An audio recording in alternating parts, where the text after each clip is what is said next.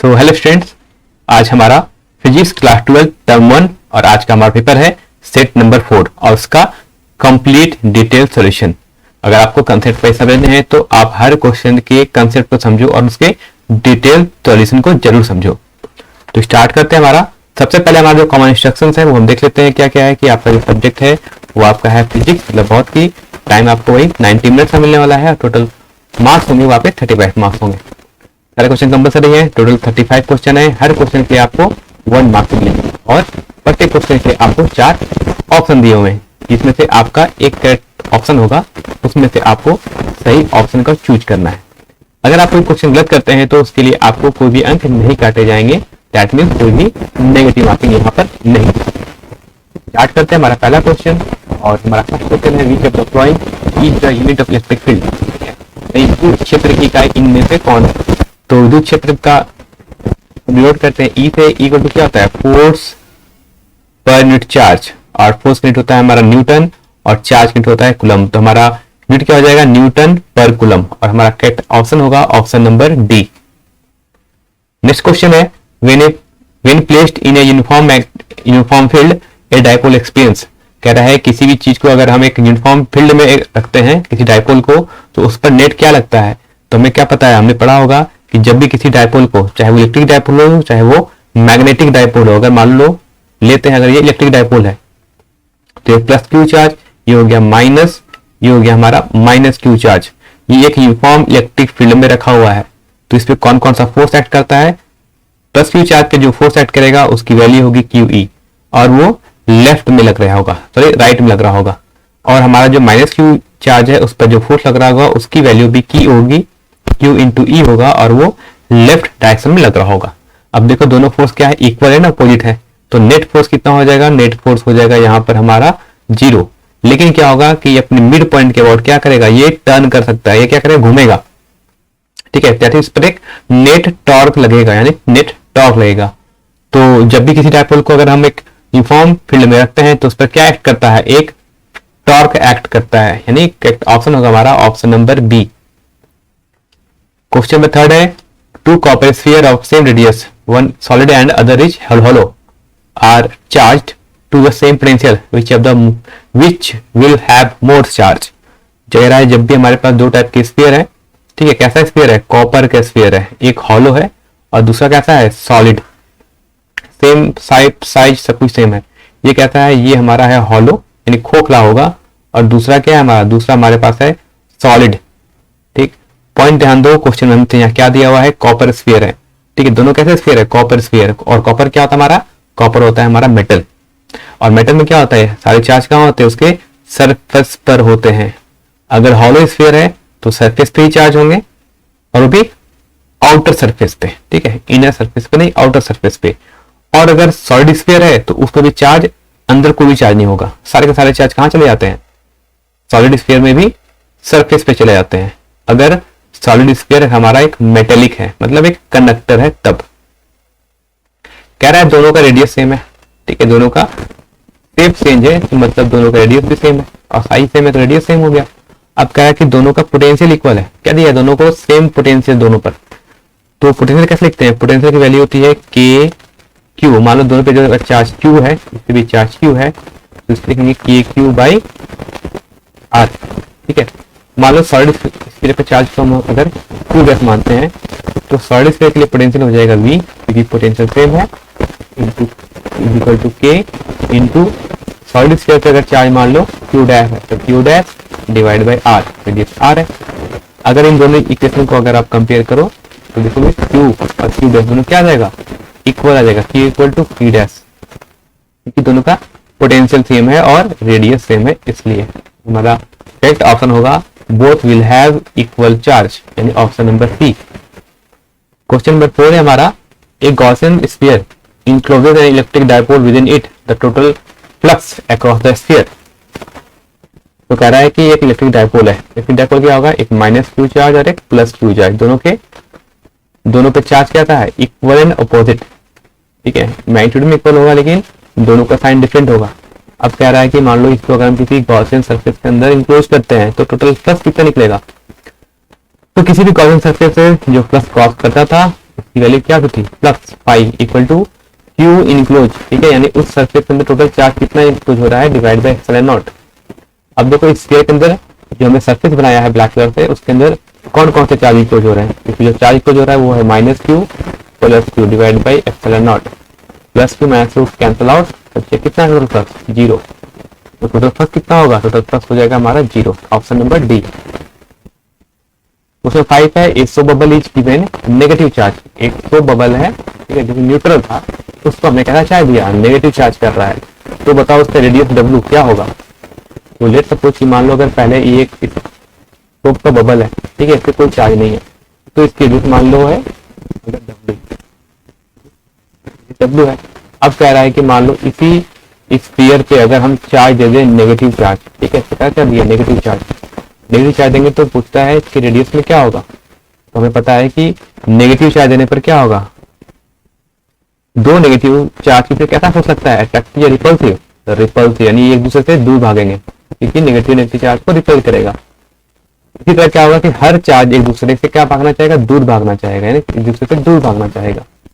इससे क्या होगा कि जो इसका रेडियस है वो बढ़ जाएगा, यानी अब रेडियस बढ़ जाएगा, सच दैट अब जो इनका चार्ज था वो काफी दूर दूर स्प्रेड हो जाएगा, यानी नेगेटिव चार्ज क्या होगा, दूर दूर ऐसा स्प्रेड हो जाएगा। इसका जो रेडियस है डब्ल्यू डैश वो क्या होगा, वो अब बढ़ जाएगा, रेडियस क्या होगा, रेडियस इंक्रीज, ठीक है। तो लिख सकते हैं क्या, ये रेडियस क्या होगा, रेडियस इंक्रीज कर जाएगा, यानी करेक्ट ऑप्शन होगा हमारा ऑप्शन नंबर बी, बढ़ जाता है रेडियस। चाहे इस पर आप नेगेटिव चार्ज दो, चाहे इस पर आप पॉजिटिव चार्ज दो, रेडियस हमेशा बढ़ेगा। क्वेश्चन नंबर 6 है, a point charge plus 3 microcoulomb and minus 8 microcoulomb attract each other, ठीक है, दो चार्ज हैं तो दूसरे को अट्रैक्ट कर रहे हैं, किस फोर्स से, 1 न्यूटन से। कह रहा है कि अब अगर हम दोनों को प्लस माइक्रोकूलम चार्ज दे दें दोनों पर, ठीक है, ऐड करते हैं दोनों पर ईच ऑफ देम, तो कह रहा है नया फोर्स क्या होगा। तो पता है फोर्स का फॉर्मूला क्या होता है, फोर्स का फॉर्मूला होता है F इक्वल टू के Q1 Q2 by R square, ठीक है। हम बात करें सिर्फ फोर्स के मैग्नीट्यूड के बारे में। अब फोर्स अट्रैक्टिव अगर या इक्वल टू, ये हमें पता है अगर चार्ज का साइन अगर डिफरेंट है, एक पॉजिटिव एक नेगेटिव, तो फोर्स लगता है अट्रैक्टिव, और अगर दोनों का साइन पॉजिटिव पॉजिटिव हो जाए या फिर नेगेटिव नेगेटिव हो जाए तो फोर्स लगता है रिपल्सिव। तो देखो फर्स्ट केस देखते हैं, ठीक है, हमारा फर्स्ट केस क्या है, फर्स्ट केस कह रहा है कि फोर्स लग रहा है 1 न्यूटन कब, जब फर्स्ट चार्ज कितना है, एक 3 microcoulomb, 3 into 10 to the power minus 6 into 8 microcoulomb, 8 into 10 to the power minus 6। Radius difference दोनों के बीच कितना है नहीं पता, तो हम आर स्क्वायर मान लेते हैं। तो यहाँ से आर स्क्वायर कितनी हो जाएगी, आर स्क्वायर हो जाएगी k into 24 into 10 to the power minus 12 metre square, ठीक है, ये रेडियस का स्क्वायर निकाल लिया हमने। अब कह रहा है कि हमें दोनों को क्या चार्ज दे दिया है, दोनों में प्लस 5 माइक्रोकूलम चार्ज दे दिया है, तो अब जो Q1 चार्ज है Q1 डैश हो जाएगा और स्पीड कितनी हो जाएगी, प्लस 3 तो पहले होता, अब और क्या दिया हमने, प्लस 5 और दे दिया, नेट चार्ज कितना हो जाएगा, प्लस 8 माइक्रोकूलम, ठीक। सेकेंड चार्ज मान लो अब Q2 डैश हो जाता है, इससे पहले चार्ज था माइनस 8 कूलम, अब इसके लिए हमने प्लस 5 माइक्रोकूलम, अब इस पर जो नेट चार्ज आ जाएगा वो कितना हो जाएगा, माइनस 3 माइक्रोकूलम। अब देखो दोनों पर चार्ज कहता है पॉजिटिव नेगेटिव, तो कैसा फोर्स रहेगा, फोर्स रहेगा अट्रैक्टिव, क्योंकि दोनों का चार्ज डिफरेंट है। और अब जो नया फोर्स होगा स्पीड कितनी होगी k, और जो चार्ज कितना हो जाएगा 8 microcoulomb into 3 microcoulomb divide by R square, और आर स्क्वायर के लिए कितनी है, यहाँ से आर स्क्वायर की वैल्यू रख लेते हैं, तो ये मिल जाएगा k into 24 into 10 to the power minus 12। देखो k से क्या कैंसिल, 8 इंटू 3 कितना था 24, तो 24 से 24 कैंसिल, 10 टू द पावर 6 और ये 10 to the power 6 cancel out कर देगा 10 टू द पावर माइनस 12 को, वैल्यू कितना आ जाएगा 6। फोर्स कैसा होगा, क्योंकि दोनों के साथ कहता था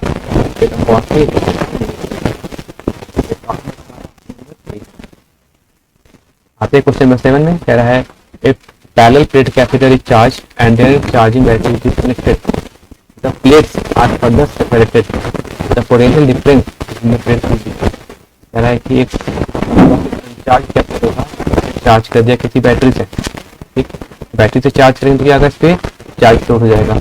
अब मान लीजिए चार्ज स्टोर कितना हो गया, मान लो प्लस क्यू और माइनस क्यू पे चार्ज है इसके प्लेट्स पे। और क्या किया हमने, बैटरी को डिस्कनेक्ट कर दिया, यानी बैटरी को हमने हटा दिया, अब इस पर चार्ज आ गया।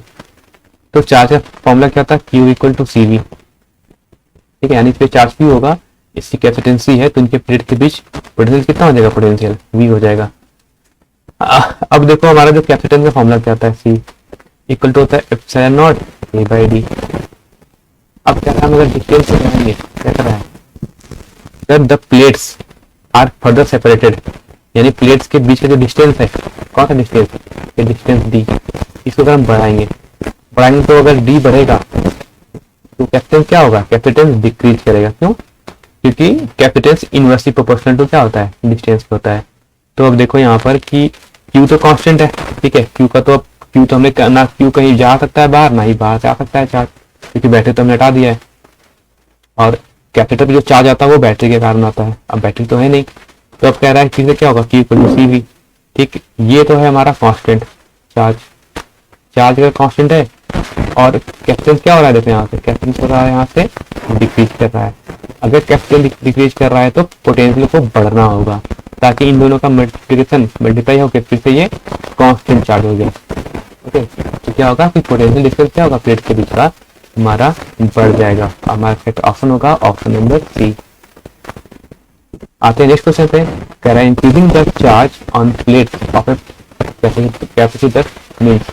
ठीक है, अब कह रहा है कि मान लो किसी एक कैपेसिटर है जिसके में हम क्या करें, चार्ज को बढ़ा रहे हैं, तो Q इक्वल टू क्या होता है, CV होता है। क्या होता है, C अभी हमने पढ़ा था, अभी epsilon not A by D होता है अगर पैरेलल प्लेट कैपेसिटर है तो। ठीक, अब कह रहा है कि क्या ना हम कुछ नहीं कर रहे, यानी कैपेसिटेंस तो फिक्स हो गया। ठीक है, कैपेसिटेंस फिक्स क्यों हो गया, क्योंकि हम ना एरिया को बढ़ा रहे हैं, ना ही उसके बीच के डिस्टेंस को बढ़ा रहे हैं, जोन से तो बढ़ा नहीं, यानी चार्ज हो गया फिक्स। इसी तरह चार्ज फिक्स हो गया है, तो अगर इक्वल टू सी वी। ठीक, अगर चार्ज बढ़ा रहे हैं ना, चार्ज क्या कर रहे हैं, चार्ज इंक्रीज कर रहे हैं, चार्ज इंक्रीज करेंगे, चार्ज इंक्रीज करेंगे तो कैपेसिटेंस तो है कांस्टेंट, ये तो फिक्स है, ये तो बढ़ना नहीं है, तो बढ़ेगा कौन, पोटेंशियल बढ़ेगा। कौन बढ़ेगा, यानी चार्ज बढ़ेगा तो पोटेंशियल भी बढ़ेगा। तो हमारा करेक्ट ऑप्शन होगा ऑप्शन नंबर बी, यानी increasing potential difference between the plates. Question number 9 है, two capacitor of capacity 6 microfarad each are available. The minimum and maximum capacitance which may be obtained are। तो कह रहे हैं मान लो मेरे पास दो कैपेसिटर है, ठीक है, C1 इक्वल टू C2 और दोनों की वैल्यू कितनी है, 6 माइक्रोफैराड। अब यहाँ पर कह रहा है कि बताओ हमें मैक्सिमम, मिनिमम और मैक्सिमम कैपेसिटेंस क्या मिल सकती है, हम लोग फाइंड करते हैं। तो देखो मिनिमम कब मिलता है हमें, मिनिमम बनता है जब इसको हम लगाते हैं सीरीज में, और सीरीज का फॉर्मूला क्या होता है कैपेसिटर में, 1/Cs equal to 1/C1 plus 1/C2। ठीक है, इसको आप रख के सॉल्व करना, तो CS की वैल्यू आ जाएगी, वो आएगा 6/2 माइक्रोफैराड। ठीक है, वैल्यू रख के सॉल्व करना, कितना आ जाएगा, तो आ जाएगा हमारा 3 माइक्रोफैराड। ये होता है मिनिमम होता है। ठीक है, मिनिमम आ गया। मैक्सिमम कब मिलता है, मैक्सिमम हमें तब मिलता है जब कैपेसिटर लगे होते हैं पैरेलल में। और पैरेलल का फॉर्मूला क्या आता है, CP equal to C1 plus C2। यहाँ से रख लो 6 टोटल कितना आ जाएगा, 12 माइक्रोफैराड। तो मिनिमम होगा 3 और मैक्सिमम कितना होगा, वो हो जाएगा हमारा मिनिमम 3 मैक्सिमम 12। तो करेक्ट ऑप्शन होगा हमारा ऑप्शन नंबर बी। अब आते हैं हम नेक्स्ट क्वेश्चन पे। क्वेश्चन में 10 कह रहा है determine the equivalent capacitance between A and B. तो देखो ये जो स्ट्रक्चर दिया हुआ है, जो सर्किट दिया हुआ है, वो हमें एक व्हीटस्टोन ब्रिज के बारे में बताता है। आपने पढ़ा होगा करंट इलेक्ट्रिसिटी चैप्टर में व्हीटस्टोन ब्रिज। और ऊपर से और से ध्यान दो कि क्या इसमें P/Q का रेशियो Q/R के इक्वल है। इसे मान लो अगर P मान लेते हैं, इसे Q लिखते हैं, ये R और ये S, तो क्या यहाँ पर P/Q इक्वल टू R/S आ रहा है, तो हाँ ये आ रहा है, क्योंकि सभी 3 है तो रेशियो भी इक्वल होगा।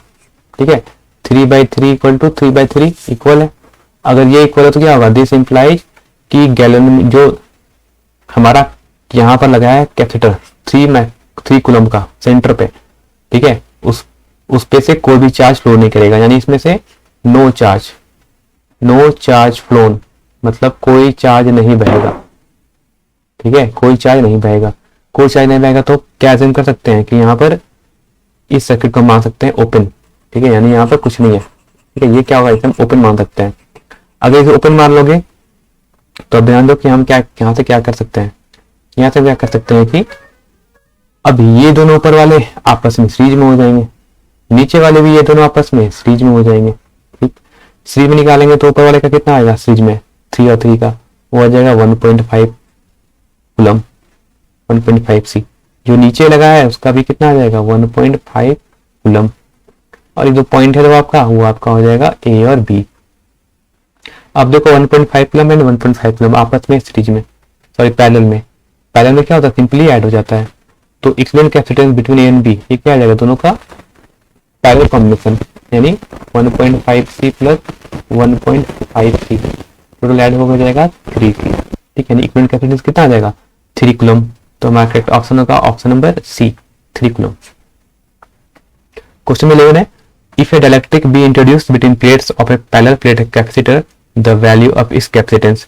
मान लो अगर कोई कैपेसिटर है, ठीक है, ये सेट नंबर आपको 1 2 3 हर सेट में आपको ये क्वेश्चन मिलेगा। तो कह रहा है कि मान लो इसकी कैपेसिटेंस पहले सी थी, अब क्या कह रहा है इसी कैपेसिटर के बीच को जो स्पेस है इसको हमने डायरेक्ट्रिक से फिलअप कर दिया, जिसका मान लो डायरेक्ट्रिक कांस्टेंट के है, तो इसकी नई कैपेसिटेंस कितनी हो जाती है, नई कैपेसिटेंस के टाइम्स हो जाता है पुराने कैपेसिटेंस का, यानी नया कैपेसिटेंस क्या हो जाएगा वो के टाइम्स बढ़ जाएगा, यानी इंक्रीज कर जाएगा। ठीक है, तो करेक्ट ऑप्शन होगा हमारा ऑप्शन नंबर बी, यानी डायरेक्ट्रिक इंसर्ट करने पर हमेशा कैपेसिटेंस बढ़ जाता है। क्वेश्चन में 12 है why is the Wheatstone bridge more accurate then other method of measuring distance. Wheatstone bridge में क्या होता है कि जब P बाई Q का ratio R by K equal आता है, P बाई K का ratio R by S equal आता है, तो क्या होता है उसमें गैलोमीटर में कोई भी करंट फ्लो नहीं करता है, यानी करंट फ्लो नहीं करना मतलब जीरो करंट, जीरो मतलब नल। इसलिए इसे क्या करते हैं, इसे हम नल मेथड भी कहते हैं कि जब ये आप बैलेंस होता है उसमें गैलोमीटर से कोई भी करंट फ्लो नहीं करता है, इसी से हम नल मेथड भी कहते हैं। आगे question number 13 Kirchhoff's first law and second law in electric circuit are consequence of. ये किर्चॉफ्स का first law and second law मैंने बार बताया है। किर्चॉफ्स का फर्स्ट लॉ होता है जिसको हम कहते हैं जंक्शन लॉ। ठीक है, किर्चॉफ्स के फर्स्ट लॉ कहते हैं हम junction law and second law को हम कहते हैं लूप लॉ। तो जंक्शन लॉ क्या किसको कराता है, कंजर्वेशन ऑफ चार्ज को, और लूप लॉ करता है कंजर्वेशन ऑफ एनर्जी को रिस्पेक्टिवली। ठीक, तो करेक्ट ऑप्शन होगा हमारा ऑप्शन नंबर बी, यानी यूज आवेश और ऊर्जा के संरक्षण का ये कंसीक्वेंस होता है, ये परिणाम होता है। जो 14 है the length and radius of an electric of certain wire are double simultaneously then. तो कह रहा है मान लो पहले कोई रेजिस्टेंस R था, तो R इक्वल टू होता है रो इंटू एल बाई ए। अगर इसे हम लिखें एरिया को, अगर हम रो इंटू एल एरिया मान लो अगर हम लिखते हैं इन फॉर्म ऑफ रेडियस, तो एरिया क्या होता है पाई आर स्क्वायर, रेडियस आर है। तो अब कह रहा है कि नया रेजिस्टेंस मान लो R' हो जा रहा है, कब जब मेटेरियल सेम है, लेंथ को हम डबल कर दे रहे हैं 2l, और रेडियस को भी हम क्या कर दे रहे हैं डबल कर दे रहे हैं, यानी 2r कर दे रहे हैं। कितना आ जाएगा, ये आ जाएगा 2 rho L by 4 pi R square, pi R square, 2 से 2 टाइम्स में कैंसिल, तो आर डैश इक्वल कितना आ जाएगा, आर डैश इक्वल टू हो जाएगा 1/2 into rho L by pi R square. तो क्या कर सकते हैं फिर से यहाँ से आर डैश कितना हो जाएगा, आर डैश इक्वल टू हो जाएगा, ठीक है, यानी रेजिस्टेंस हाफ हो जाता है लेकिन रेजिस्टिविटी, ठीक है, रेजिस्टिविटी कौन है, रो क्या है, रो दोनों को क्या है,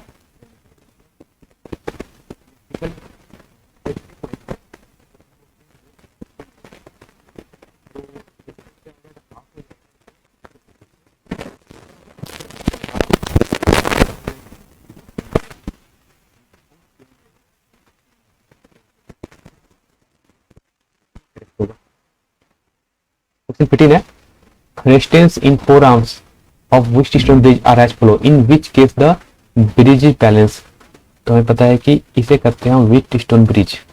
ठीक है, जब सर्किट कुछ इस टाइप से होता है हमारा, ठीक है, इसके 4 आर्म्स होते हैं, 4 आर्म्स में 4 रेजिस्टेंस लगे होते हैं, और क्या होता है कि बीच में एक लगाते हैं हम गैल्वेनोमीटर। ठीक, ये पूरा का पूरा सर्किट ये 2 पॉइंट से एक बैटरी से कनेक्टेड होता है। ठीक, इसमें ये P Q R और S ये 4 स्टेज हो गए। तो कह रहा है कि गैल्वेनोमीटर से नो करंट, कोई करंट फ्लो नहीं करेगा, ठीक है। इस कंडीशन को कहते हैं हम बैलेंस्ड व्हीटस्टोन ब्रिज, ठीक है, यानी ब्रिज उसमें बैलेंस होता है। एरिया कब होता है, जब P by Q resistance P by Q का रेशियो R बाई एस के इक्वल हो जाए, ठीक, ये रेशियो इक्वल होना चाहिए।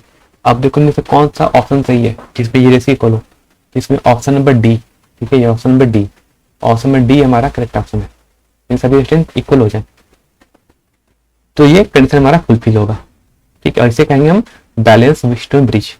तो करेक्ट ऑप्शन हो गया हमारा ऑप्शन नंबर डी।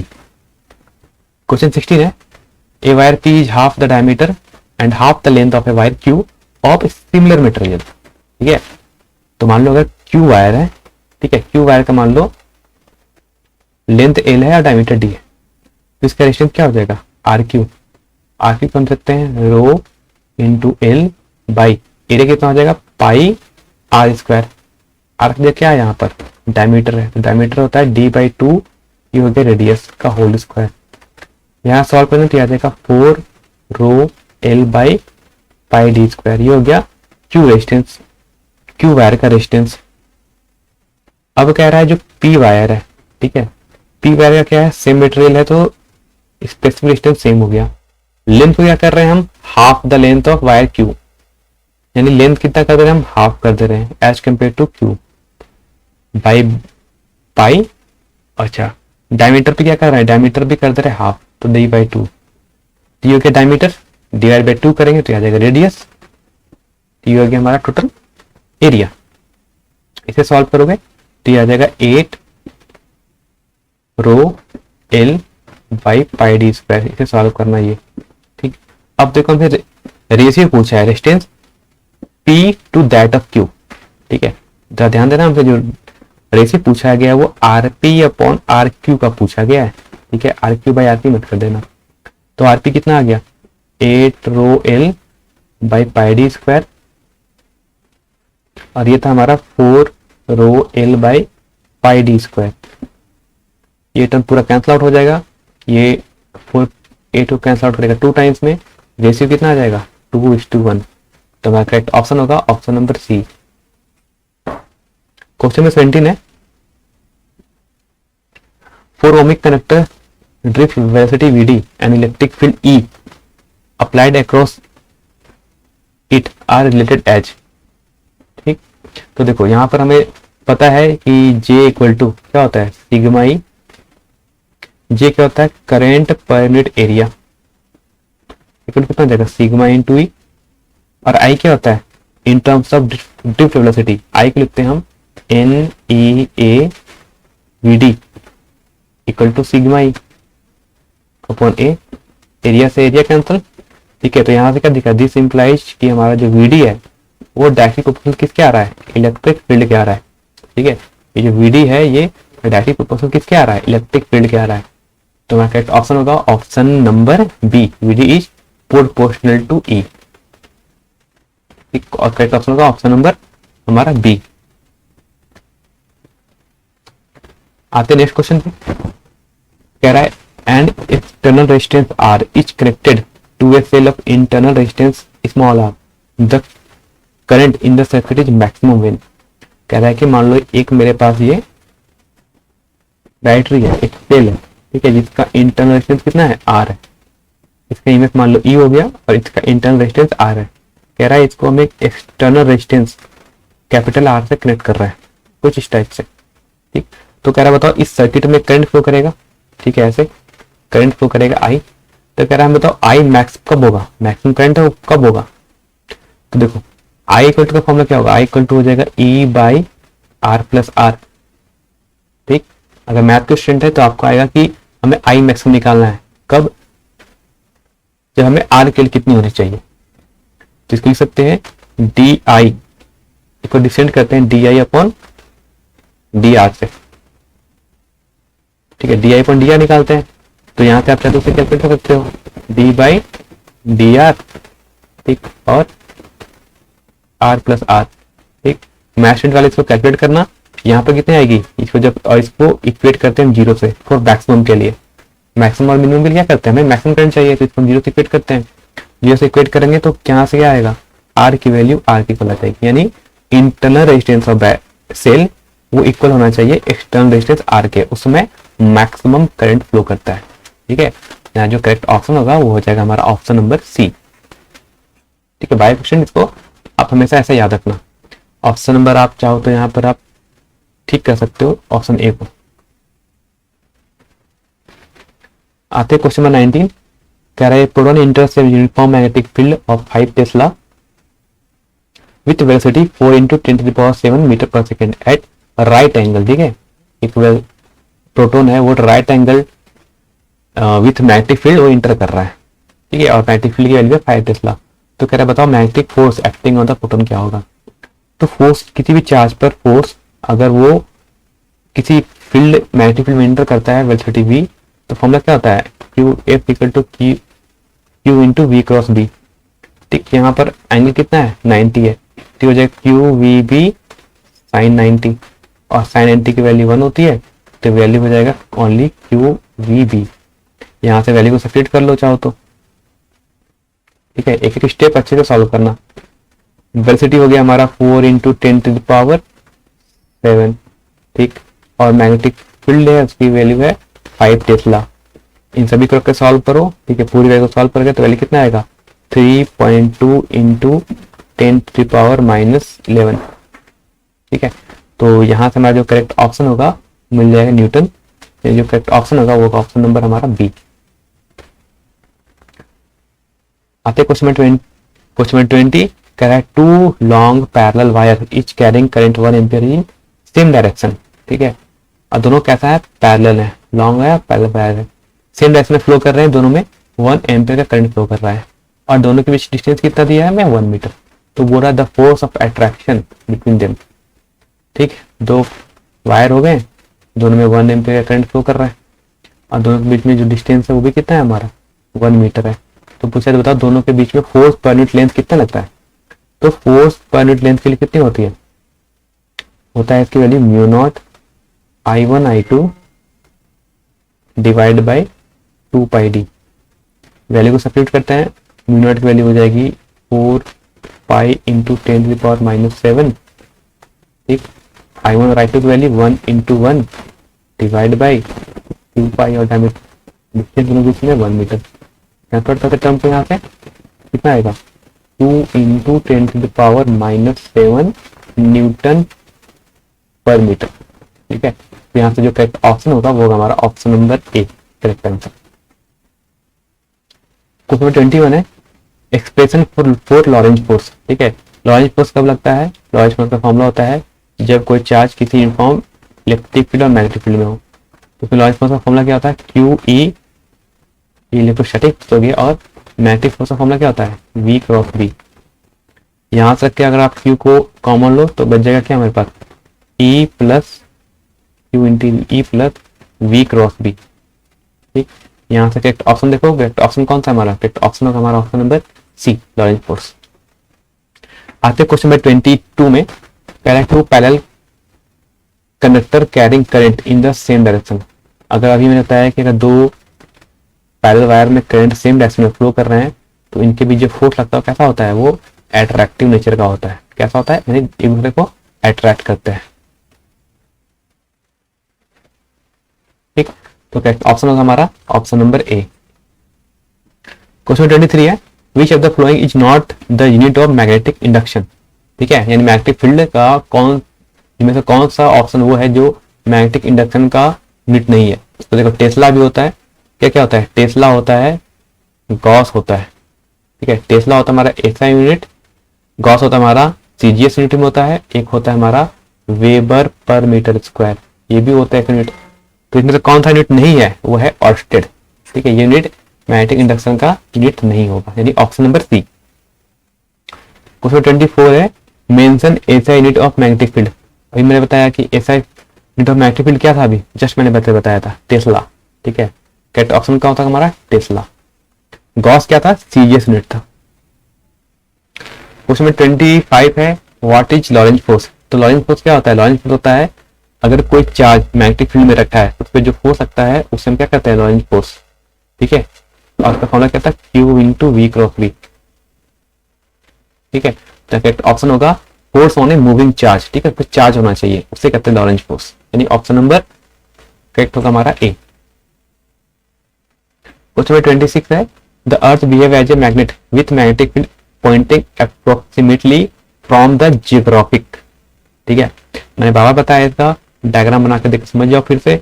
ये मान लो अगर हमारा अर्थ है तो अर्थ का ऊपर होता है नॉर्थ पोल, नीचे होता है साउथ पोल, और ये इसे हम कहते हैं भौगोलिक, ठीक है, क्या चीज हम कहते हैं जियोग्राफिक,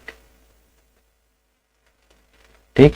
अब हमारा जो अर्थ का मैग्नेटिक, अर्थ भी हमारा एज ए मैग्नेट जैसा बिहेव करता है, तो अगर अर्थ हमारा एज ए मैग्नेट जैसा बिहेव करेगा अर्थ, तो उसका जो उसके भी दो पोलैरिटी होंगे north pole and south pole, जो हम कहते हैं मैग्नेटिक नॉर्थ और मैग्नेटिक साउथ। तो ऊपर होता है हमारा मैग्नेटिक साउथ, नीचे होता है मैग्नेटिक नॉर्थ, और हमें पता है मैग्नेटिक फील्ड कहाँ निकलती है, नॉर्थ पोल से निकलती है और साउथ पे इंटर करती है, ऐसे, ठीक, इस टाइप से। तो अब ध्यान दो कि मैग्नेटिक साउथ से मैग्नेटिक नॉर्थ से निकल रही है, मैग्नेटिक साउथ में इंटर कर रही है, लेकिन एज अगर उसको ज्योग्राफिक में देखोगे तो हमें लगेगा कि मैग्नेटिक ज्योग्राफिक साउथ से निकल रहा है और ज्योग्राफिक नॉर्थ पे इंटर कर रहा है, यानी साउथ टू नॉर्थ, ठीक है, करेक्ट ऑप्शन होगा हमारा option number B. Question number 27 है the strength of earth magnetic field is, ठीक है, अर्थ का मैग्नेटिक फील्ड का स्ट्रेंथ क्या होता है, तो अर्थ का मैग्नेटिक फील्ड जो होता है स्ट्रेंथ होता है वो डिपेंड करता है तीन चीजों पर, angle of dip, magnetic declination and horizontal component of earth magnetic field, ये तीन चीजों पे डिपेंड करता है, और ये तीनों जो क्वांटिटी है वो अर्थ के हर एक प्लेस पे वैरी करता है, यानी चेंज करता है। तो दैट मींस करेक्ट ऑप्शन हो जाएगा कि ये वैरी करेगा फ्रॉम प्लेस टू प्लेस, यानी अर्थ का total magnetic strength. Question number 28 है which of the flowing is responsible for the earth magnetic field, earth के मैग्नेटिक फील्ड के लिए कौन रिस्पॉन्सिबल होता है, तो देखो अर्थ में पता है कि अर्थ डिफरेंट डिफरेंट ऑफ लेयर से बना हुआ है पूरा अर्थ, ठीक, सबसे सेंटर को हम कहते हैं क्रोड, ठीक है, पता है अर्थ का कोर कहते हैं, जिसे हम क्रोड कहते हैं, ठीक है। ये क्या होता है, यहाँ पर बहुत सारे मेटल है क्या वो मोल्टेन फॉर्म में है, मतलब लिक्विड टाइप के फॉर्म में होते हैं, और इसी सब चीजों के कारण अर्थ का ये रिस्पॉन्सिबल होते हैं अर्थ के मैग्नेटिक फील्ड के लिए, ठीक है, कोर में जो हमारी कन्वेक्टिव करंट फ्लो करती है के कारण, ठीक है, बहुत बेसिक क्वेश्चन है, थ्योरेटिकल क्वेश्चन है, ठीक है, इसलिए करेक्ट ऑप्शन होगा हमारा option number A. Question 29 which of the flowing independent quantities is not use, ठीक है, इनमें से कौन सी क्वांटिटी हम यूज नहीं करते हैं टू स्पेसिफाई अर्थ के मैग्नेटिक फील्ड को, ठीक है, कौन सा नहीं कराता है ना, नहीं करता है हमसे पूछा गया।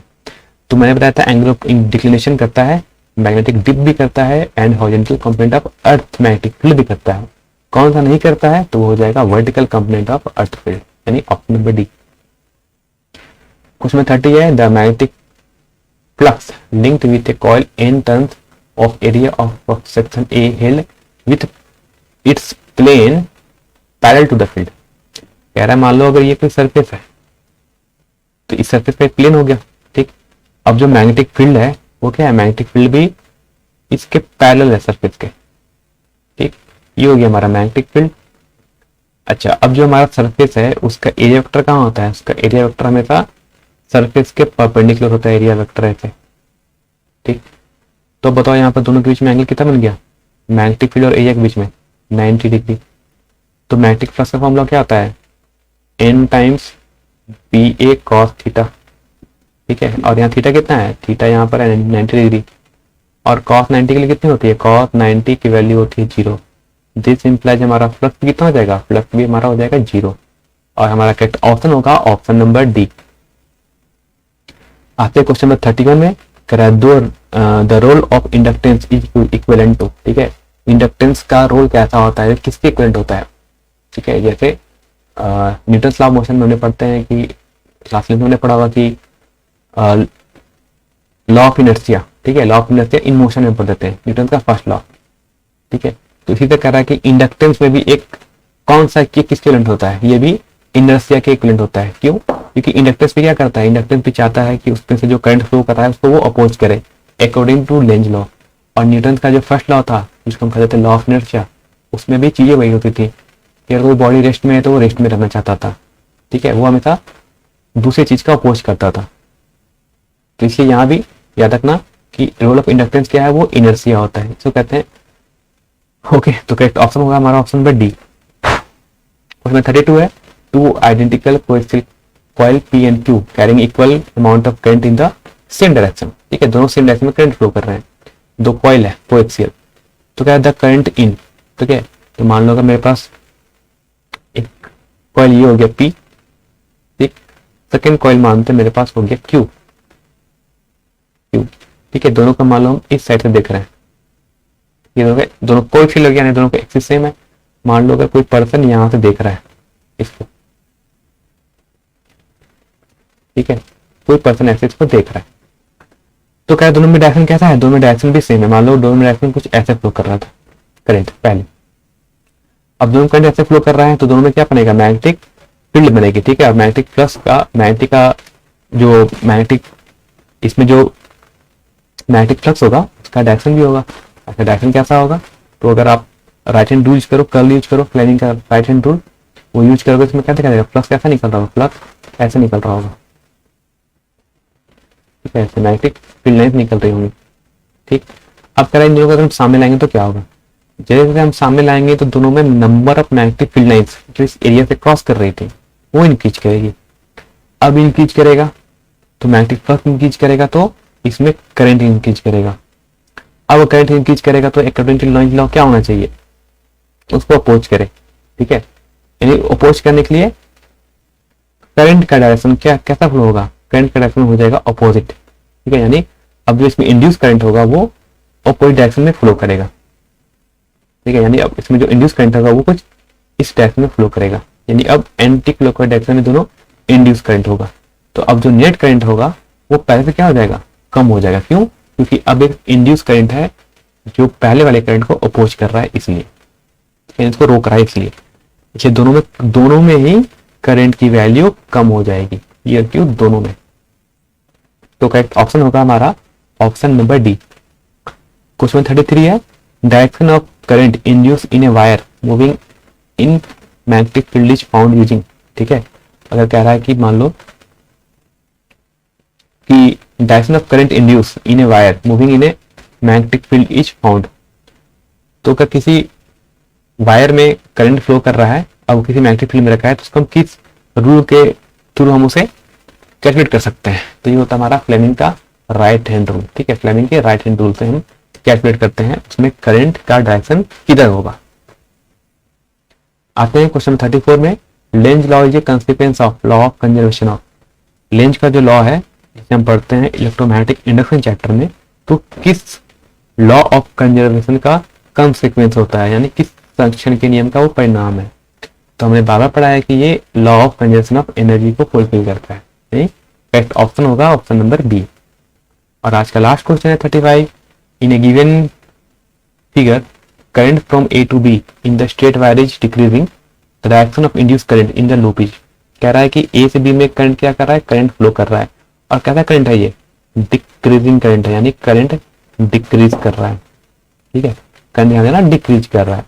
अब करंट डिक्रीज करेगा तो बताओ ऊपर में मैग्नेटिक फील्ड कैसा बनेगा, तो अगर आप फ्लेमिंग का राइट हैंड यूज करोगे तो ऊपर जो लूप है, ठीक है, ऊपर जो लूप है उसमें एक मैग्नेटिक फील्ड डेवलप होगा, ठीक है, और मैग्नेटिक फील्ड कैसा डेवलप होगा, डॉट, ठीक, और ये मैग्नेटिक फील्ड कैसा होगा, सिंस करंट डिक्रीज कर रहा है तो जो मैग्नेटिक फील्ड है ये भी डिक्रीजिंग मैग्नेटिक फील्ड होगा, ठीक है, इसमें भी जो मैग्नेटिक फील्ड बन रहेगा वो डिक्रीजिंग मैग्नेटिक फील्ड होगा,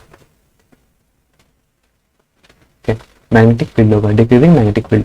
अब क्या कहता है, अकॉर्डिंग टू लेंज लॉ जो चीज हो रहा है उसको अपोज करो, अगर मैग्नेटिक फील्ड डिक्रीज कर रहा है बाहर की ओर, यानी डॉट प्रोडक्ट बाहर की ओर, तो क्या होगा, इसमें एक ऐसा करंट प्रोड्यूस करना चाहिए, यानी करंट का डायरेक्शन इस लूप में उस टाइप से होना चाहिए जो इस डिक्रीजिंग मैग्नेटिक फील्ड को इंक्रीज कराए, बढ़ाए, ठीक है।